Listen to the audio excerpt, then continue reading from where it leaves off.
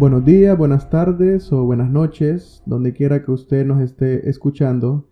Sea usted bienvenido a esta nueva emisión de este podcast. Este podcast que hemos creado muy cariñosamente para usted y en el cual pues nos atrevemos a hablar de algo que nos apasiona, y esos son los libros y la literatura. El día de hoy me siento muy contento porque quiero conversarles acerca de una de las obras que le tengo mucho cariño y mucho respeto, admiración también.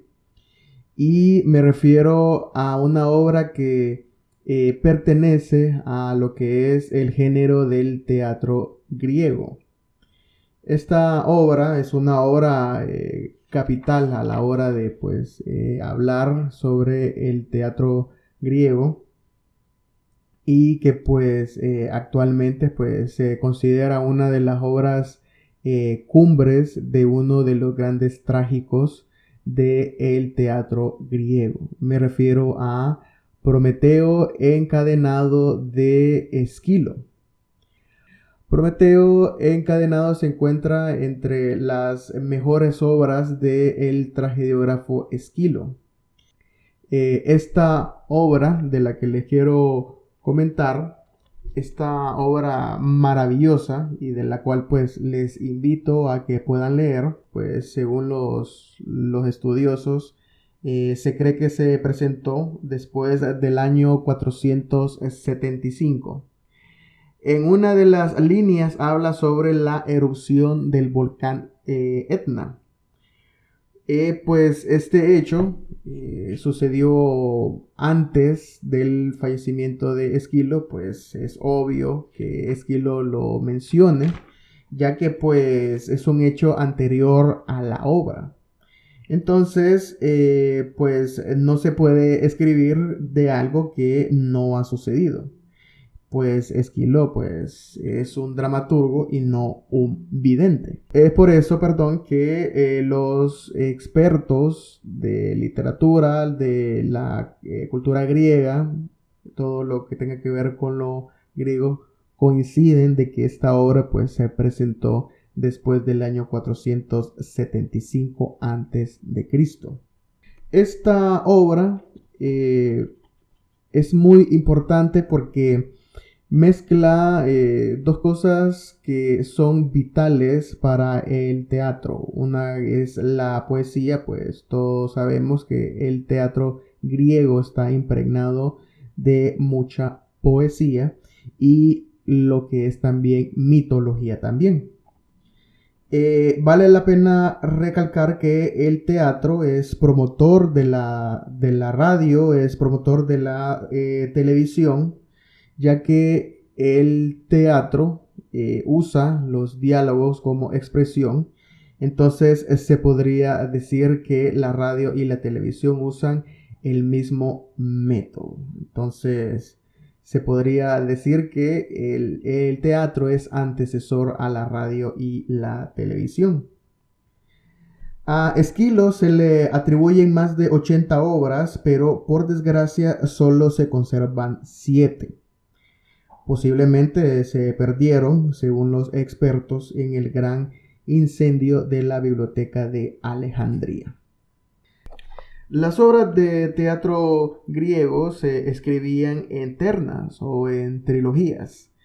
En el caso de Prometeo encadenado, pues la acompañan otras dos obras, que son Prometeo portador del fuego y Prometeo desencadenado. Nuevamente vuelvo a los expertos, y pues ellos creen que Prometeo encadenado pertenece a la mitad de la obra completa. Sería pues la segunda obra. Primero sería Prometeo portador del fuego, después Prometeo encadenado y lógicamente pues Prometeo desencadenado. Para poder conversarles acerca de Prometeo encadenado, pues hay que acercarse a lo que es el mito. La tragedia griega de Esquilo pues se alimenta directamente del mito griego de Prometeo, este titán que pues se le atribuye a que es creador del hombre, y no solo creador, sino también pues es el que le da esa herramienta vital a la humanidad para poder ayudarse, para poder constituirse y sojuzgar la tierra, y me refiero al elemento del fuego. Para poder conversarles acerca de la obra de Esquilo, hay que hacer una retrospectiva a lo que es el mito. Prometeo pertenece a los titanes principales de esa famosísima guerra que tuvieron los dioses para poder controlar el universo, para poder controlar la tierra. Y esta fue la guerra de la titanomaquia. En esta guerra, pues que todos sabemos que salió triunfante el Zeus olímpico, el dios de los dioses. En esta guerra fue ayudado el gran Zeus obviamente por sus hermanos, Hera, Poseidón, Hades, entre otros por ahí. Y pues también se encontraban peleando a favor de Zeus algunos titanes, y entre ellos se encontraba Prometeo. Pasada la guerra de la titanomaquia, pues ya Zeus ya se constituye como padre del panteón de los dioses olímpicos, y pues ya las cosas ya transcurren de una manera diferente a como lo hacía su padre Cronos, que era el dios de todo y que pues Zeus lo destronó. Hay que recordar también que pues hay una profecía acerca de Zeus que corre por las generaciones de Zeus. Recordemos que está Urano, está Cronos, está Zeus. Según la profecía, pues cada hijo que le vaya naciendo de su progenitor, pues este hijo lo derrocará. Así como Cronos hizo con su padre, Zeus lo hizo también con Cronos. La figura de Prometeo surge pues debido a un favor pues que Zeus olímpico le hace al titán, y pues este favor consiste en crear un ser casi semejante a los dioses. Este ser pues debía de cumplir con ciertas características obviamente inferiores a los dioses, y entre una de ellas era pues que le tenían que rendir pleitesía, o sea que los humanos debían de ser creados por orden de Zeus para que los humanos los adoraran. Esta es la tarea principal que le encomienda Zeus olímpico al titán Prometeo. Le ordena o le pide que cree un ser para que a ellos se les pueda adorar.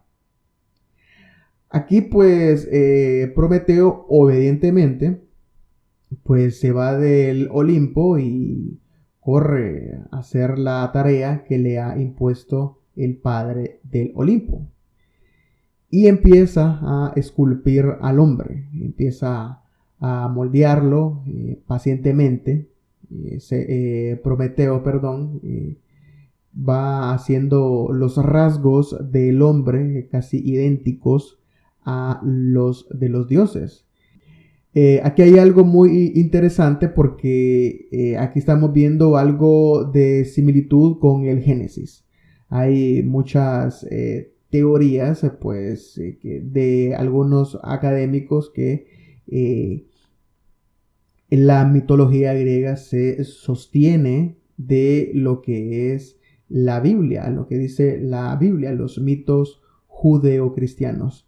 Otros dicen pues que es al revés, es todo lo contrario, es los mitos judíos o lo que sale en la Biblia pues se sostiene de lo que dice la mitología griega. Entonces esto pues no se sabe a ciencia cierta quién fue el primero de proponer cierta idea, ¿verdad? Les comentaba que Zeus le ordena a Prometeo crear al hombre. El titán obedientemente pues cumple con la tarea y pues crea al hombre y pues lo pone en la tierra por orden de Zeus. El hombre que crea a Prometeo pues es un hombre no como lo conocemos hoy, es un hombre pues se podría decir que atrasado, es un hombre que vive en medio de la oscuridad, que no conoce la luz, es un hombre pues que cultiva la tierra y si es un hombre que come carne, pues come carne cruda porque no conoce el fuego. Este es el hombre que anda deambulando por la tierra. Aquí es donde entra en juego, o donde entra en escena, perdón, lo que hace que a Prometeo lo lleguen a condenar. Y es que pues Prometeo, después de crear al hombre, siente un cierto amor. Se podría decir que Prometeo se enamora de su propia creación. Es inevitable poderle hacerle favores. Aquí es donde Prometeo pues hace una de las mayores torpezas y pues es condenado por ello. Por amor a los hombres o a los mortales, como dice en la tragedia de Esquilo, Prometeo va al Olimpo y roba este tesoro, este privilegio que solo los dioses podían gozar, y es el fuego. Ese amado fuego que tanto anhelaba entregar Prometeo estaba allá arriba. Él corre y inmediatamente se los entrega a los hombres. Aquí es donde ya pues los hombres ya con el fuego en las manos pues ya cambia pues su aspecto. Ya es un hombre vestido, ya es un hombre que trabaja los metales, ¿verdad? Es un hombre que ya cocina la carne. Es un hombre pues que ya no vive en medio de la oscuridad y que pues ya con el fuego ya puede alumbrarse. Se podría decir que el hombre, en el hombre hay un progreso gracias a la ayuda de Prometeo. Como es lógico, cuando Zeus se da cuenta de semejante cosa, ¿verdad? Cuando se da cuenta que Prometeo ha entregado el fuego a los hombres, pues llama a las fuerzas. Aquí pues en la tragedia de Esquilo menciona a quienes manda Zeus a que lleven a Prometeo a los confines del mundo conocido que los griegos tenían en mente. Ese mundo conocido que ellos concebían estaba en las orillas del Cáucaso. Dice la descripción de la tragedia de Esquilo. Aquí tengo una edición de Editorial Porrúa de México y creo que es una buena traducción. Dice que el escenario donde se desarrolla la historia de Prometeo es en un roquedal, es en una roca, a las orillas de los confines del mundo conocido. Es en las mediaciones de la Tierra o donde termina el Cáucaso. Dice que llegan la fuerza y la violencia llevando a Prometeo. Va tras ellos Hefesto con sus instrumentos de herrero para poder crearles unos grilletes o unos garfios para que quede encadenado. Los personajes que aparecen en la obra pues es el coro, como en toda tragedia, que están conformadas por las Oceánidas. Aparece la fuerza, aparece el poder, Hefesto, obviamente Prometeo, Océano, Io la hija de Inaco y Hermes. Estos son los que aparecen en la obra. Esta es una de las pocas obras o una de las pocas tragedias griegas donde no aparece ningún humano. Cuando ya tienen a Prometeo, pues ya lo tienen encadenado, pues es donde se va desarrollando los monólogos entre varios personajes, ¿verdad? Pero a principio de la tragedia, pues la voz o la palabra de Prometeo no se hace manifestar sino hasta después. Los primeros que comienzan a hablar, pues es Hefesto junto a la fuerza. De hecho, les quería comentar que en la obra de Gilbert Norwood, que era un gran estudioso helenista acerca de la tragedia griega, dice que se supuso en su momento en que la escena abra pues con tres personas, que es Prometeo, Hefesto y Kratos, o sea, la fuerza. Recordemos que Esquilo, en el tiempo en que Esquilo escribe sus tragedias, todavía pues el teatro griego era un teatro primitivo. Hay algunas cosas que Esquilo va innovando y pues Prometeo todavía no se encuentra en esa luz de la innovación. Todavía Prometeo pues se escribe como lo hacían los predecesores a Esquilo. Es por eso que cuando Esquilo escribe esta tragedia no hubo en ningún momento más de dos personas que hablaran en una escena. Siempre había el protagonista, el agonista y el deuteragonista. Y si había un tercer personaje, era un personaje mudo. Y esta tragedia no es la excepción. Pues es así como comienza esta tragedia, hablando Hefesto y la fuerza. La parte del monólogo, cuando comienza a hablar Hefesto, cuando comienza a hablar a la fuerza, pues mencionan algo muy importante. Durante una parte de la tragedia se exhorta a Prometeo a revelar el destino de Zeus olímpico, ya que había, como les decía anteriormente, una profecía sobre Zeus en relación con uno de sus hijos. Se cree que, pues, los estudiosos, creen que ese hijo era Heracles. El padre del Olimpo temía la revelación de uno de sus vástagos. Zeus amenaza con el rayo si no declara qué ha de acontecerle en su porvenir. Y pues obviamente Prometeo se niega. Aquí hay algo muy importante. Esto nos demuestra que incluso para los dioses, no solo para los mortales, el hado está por encima de ellos. Los propios olímpicos, los seres más poderosos, se vencen ante esta especie de necesidad. Esta necesidad cósmica que es la Ananke o la Ananke. Es pues el hado está por encima de cualquier mortal, por encima de cualquier titán y por encima de cualquier dios. Es por eso que Zeus exhorta a Prometeo a que revele qué hijo es el que lo destronaría. Pero ¿por qué Prometeo sabe qué hijo será el que destronaría a Zeus? Prometeo es movido por la Ananke, ya que tiene habilidad o don de saber el futuro o el destino que le espera. E incluso aquí cabe mencionar que el mismísimo Prometeo sabe el destino que le espera a él mismo. La tragedia se va desarrollando. En otro momento de ella llegan las hijas del dios Océano.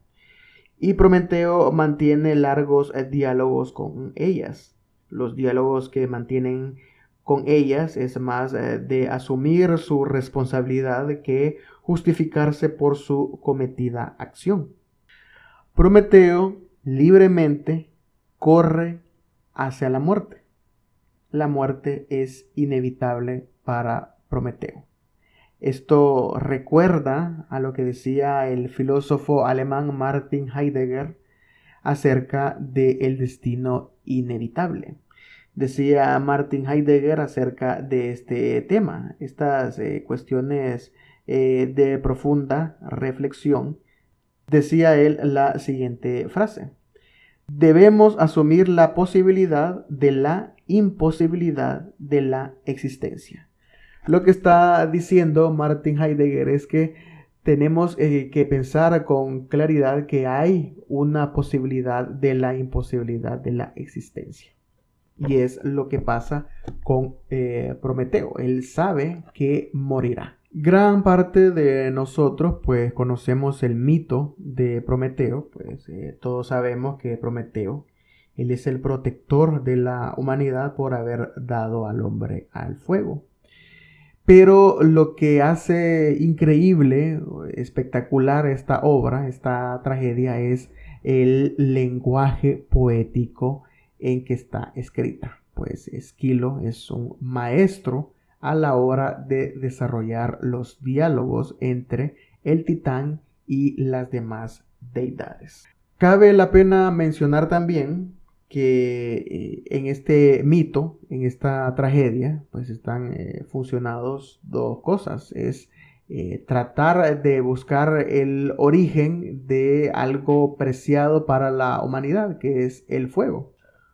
Los griegos siempre trataban de buscar una explicación en lo que es el mito, a cualquier situación, lo que los rodeaba, lo de la naturaleza, ellos lo relacionaban siempre con las deidades.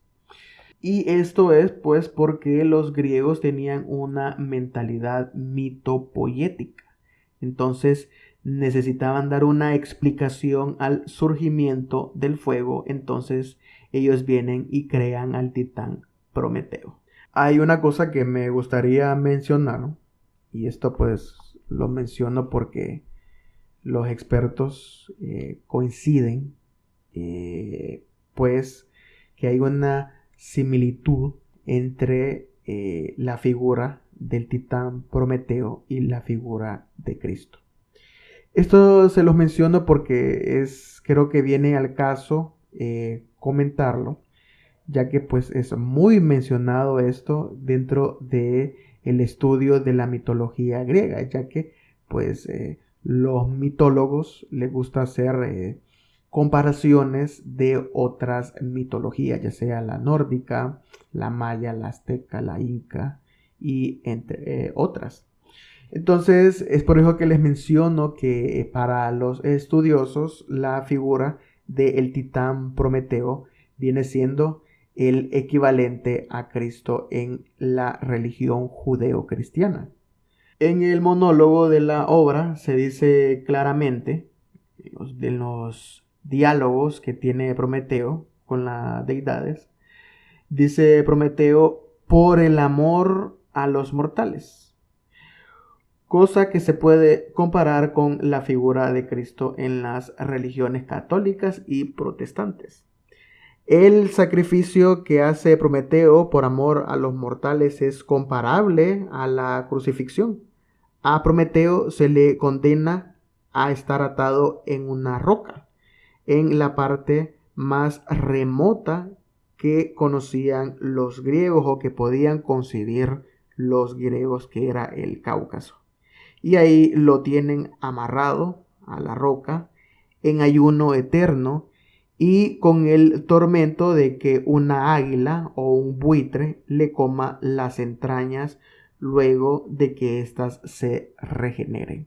O sea que esto es un castigo eterno que se va repitiendo una y otra vez. El águila llega o el buitre llega a donde Prometeo y le devora las entrañas. Se dice popularmente pues que es el hígado especialmente lo que come el águila y este se vuelve a regenerar para que el águila vuelva. Los críticos literarios como los mitólogos asocian, como les había comentado, o vinculan los tormentos a los que es sometido Prometeo por causa de la humanidad, como también a las acciones que este mismo Titán hace con tal de beneficiar a los mortales. Este pensamiento o esta teoría, esta asociación, no se los comento con el fin pues de ser blasfemo. Prometeo no solo es una figura que se pueda comparar con otras figuras de otras mitologías, sino pues es la primera figura salvadora de la tragedia griega. Recordar que existen otras figuras heroicas dentro de la mitología griega, y esas son las de Heracles, las de Teseo, Perseo y Jasón y los argonautas, por mencionar otros. La inspiración por esta figura salvadora llegó a todos los niveles en el corredor de los siglos. Incluso el gran poeta romántico inglés Percy Shelley escribió un Prometeo desencadenado. Shelley sabía muy bien griego y conocía perfectamente a los griegos, a los grandes trágicos, a los grandes tragediógrafos, como lo fue Esquilo, Sófocles y Eurípides. Y pues sabía de la existencia de la obra hermana de la tragedia de Prometeo encadenado. Y pues lo que hace Percy Shelley es crear su propia versión de el Prometeo encadenado y la hace pues una continuación de esta misma, titulándola Prometeo desencadenado.